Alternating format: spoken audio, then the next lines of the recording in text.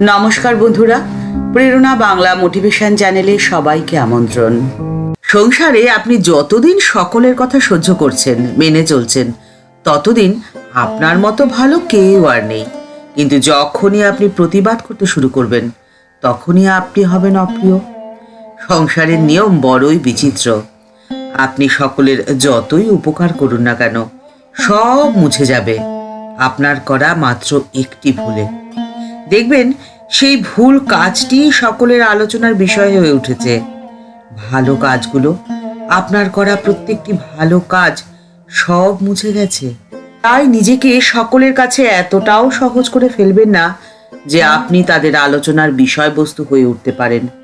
নিজের মূল্য ঠিক করুন নিজেই। জীবনে সব থেকে মূল্যবান হলো আত্মসম্মান। আত্মসম্মান ধরে রাখার জন্য যদি একা থাকতে হয়, সেটাও অনেক শ্রেয়। আত্মসম্মান নিয়ে একাকী শান্তির ঘুম দু চোখে আসে, কিন্তু স্নেহের জন্য, ভালোবাসার জন্য আত্মসম্মান বিসর্জন দেওয়া অন্যায়, পাপ। আপনার পরিবার, আত্মীয়, বন্ধু বা সন্তান, আপনার স্নেহ যত বেশি তাদের প্রতি হোক না কেন, নিজের সম্মানের থেকে বড় কিছুতেই হতে পারে না। নিজের প্রতি নিজের বিশ্বাস ধরে রাখবেন কি করে? নিজেকে কি করে শক্তিশালী করে তুলবেন?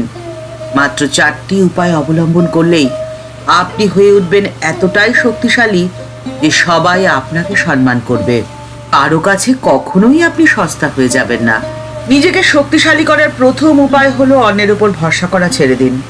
অবলম্বন খুঁজবেন না, অবলম্বন হয়ে উঠুন। আপনি নিজের ইমোশন সবসময় নিজের কাছেই রাখুন। কখনো কোনো পরিস্থিতিতেই এতটাও ইমোশনাল হবেন না যে আপনাকে সবাই দুর্বল ভাবতে শুরু করবে। যে কোনো সম্পর্কই সাময়িক বন্ধন, দেনা পাওনার সূক্ষ্ম সুতোয় বাঁধা। যে কোনো সময় সেই সুতো ছিঁড়ে যেতে পারে। নারী ছেঁড়া ধন বলে যাকে আঁকড়ে আপনি বাঁচতে চাইছেন, হয়তো দেখবেন তার ভবিষ্যতের স্বপ্নের পথে আপনি হলেন প্রধান বাধা। সেই বাধা ডিঙিয়ে সে অনায়াসে চলে যাবে নিজের লক্ষ্যে, আর আপনি তখন হয়ে উঠবেন অসহায়। তাই মাথা একমাত্র সর্বশক্তিমান পরমেশ্বরের কাছেই নিচু করুন। অবলম্বন তাকেই করুন, অন্য কাউকে নয়। কারণ একমাত্র সেই কোনো পরিস্থিতিতেই আপনাকে ছেড়ে যাবে না, সব সময় থাকবে আপনার সাথে। আপনার সুখে যেমন থাকবে, আপনার দুঃখেও তেমনই থাকবে। দ্বিতীয়, আপনাকে জেদি হতে হবে। যা চাইছেন আপনি তা সহজে পাবেন না। আপনাকে তা অর্জন করতে হবে, আর জেদি না হলে তা অর্জন আপনি কিছুতেই করতে পারবেন না। জীবনের পথের কাঁটা পার করতে গেলেও আপনার জেদ চাই। কঠিন পরিস্থিতির মোকাবিলা করতেও চাই জেদ। মা বলেছেন, সহ্যের সমান গুণ নেই। সহ্য শক্তি তারই থাকে যার জেদ আছে। ঠাকুর মাকে বলেছিলেন, কারো কাছে চিৎহাত করো না। মা ঠাকুরের আদেশ অক্ষরে অক্ষরে পালন করেছিলেন। ঠাকুরের দেহান্তরের পরে চরম কষ্টে দিন যাপন করলেও কেউ সে কথা ঘুণাক্ষরেও জানতে পারেনি। তৃতীয়, আপনাকে বিশ্বাস রাখতে হবে নিজের ওপর। পৃথিবীর সকলের প্রতি বিশ্বাস পরে করবেন, আগে নিজেকে বিশ্বাস করুন। তাহলে আপনি জানবেন যে যে কথা বা যে কাজ আপনি করছেন তা সঠিক কাজ। আত্মশ্রদ্ধা যদি থাকে, তবেই আত্মসম্মান আপনার বেড়ে যাবে, আর তখনই বিশ্বের সকলের সম্মান পাবেন আপনি। বিশ্বাসের শক্তি এতটাই যে বিশ্বাসের জোরে আপনার স্বপ্ন সফল হবেই। যেমন মায়ের বিশ্বাস ছিল যে রামকৃষ্ণ সংঘের মাধ্যমে ঠাকুর তাঁর ভাবধারার তরঙ্গ প্রবাহিত করবেন। একসময় মা ব্রহ্মচারীদের জ্ঞান অর্জনের জন্যে ইংরাজি লেখাপড়াও শিখতে বলেছিলেন।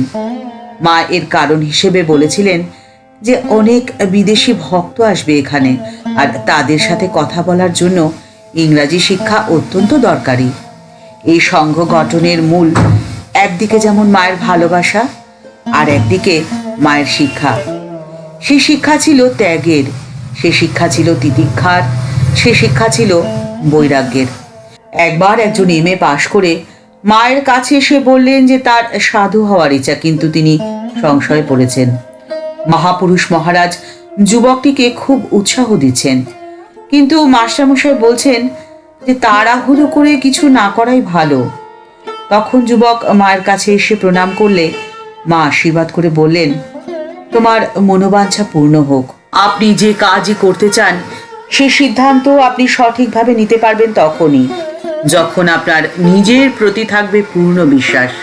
না হলে যখন দুঃসময় আসবে তখন আপনার নিজের প্রতি বিশ্বাস টলে যাবে। আপনার ঈশ্বরের প্রতি বিশ্বাস তখনই আসবে যখন আপনি নিজেকে সম্পূর্ণভাবে বিশ্বাস করতে পারবেন। নিজেকে শক্তিশালী করার চতুর্থ উপায় হলো আপনি প্রতি মুহূর্ত শিক্ষা গ্রহণ করুন। প্রতিনিয়ত কিছু না কিছু শিখতে ব্যস্ত থাকুন। নদী স্রোতস্বিনী কারণ সে গতিশীল। আপনিও নিজের জীবনের শিক্ষার স্রোতকে ধরে রাখুন, থেমে যাবেন না। কখনো এটা ভাববেন না যে আমার যা শেখার শেখা হয়ে গেছে, বা আমার আর কিছু জানার নেই, বা আমার বয়স হয়ে গেছে আর শিখে কি হবে। এই ভাবধারা বর্জন করুন। আপনি যদি শিক্ষা গ্রহণ বন্ধ করে দেন তাহলে আপনি হয়ে যাবেন বদ্ধ পানা পুকুরের মতো, যা একদমই কাম্য নয়। জীবনকে সম্পূর্ণ কর্মময় করে তুলুন। প্রতিদিন একটু একটু করে শিক্ষা অর্জন করলে 1 বছর পরে আপনি দেখবেন যে আপনি অনেক বেশি সচেতন হয়ে উঠেছেন চারপাশের পরিবর্তিত পরিবেশের সাথে। মায়ের শিক্ষার মূল ভিত্তি ছিল বিশ্বাস আর নিষ্ঠা। নিষ্ঠার সাথে যে শিক্ষা আপনি অর্জন করবেন তা আপনাকে করবে চরম শক্তিশালী। ঠাকুর মা ও স্বামীজির চরণে আভূমি লুণ্ঠিত প্রণাম জানিয়ে আজকের পর্ব এখানেই শেষ করলাম। দেখা হচ্ছে পরের পর্বে। সবাই ভালো থাকবেন, সুস্থ থাকবেন। আর ভিডিওটি যদি ভালো লেগে থাকে তাহলে তা শেয়ার করার অনুরোধ করছি। নমস্কার।